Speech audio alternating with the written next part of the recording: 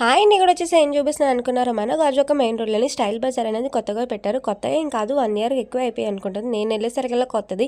And ఎక్కువ ఏం చూపించాలా అనుకుంటున్నారా, ఇక్కడైతే కాస్ట్ అయితే చాలా తక్కువ అండ్ రీజనబుల్ ప్రైసెస్. అంటే మన బిగ్ బజార్, డిమార్ట్ ఆ టైప్లో ఉంటుంది. కానీ నాకైతే క్వాలిటీ విషయాలు అయితే చాలా బాగానే ఉంది, పర్ఫెక్ట్గా ఉంది, పర్లేదు. ఒక 2-3 టైమ్స్ అయితే మనం తీసుకోవచ్చు, షాపింగ్ చేయొచ్చు అని అనుకున్నాను.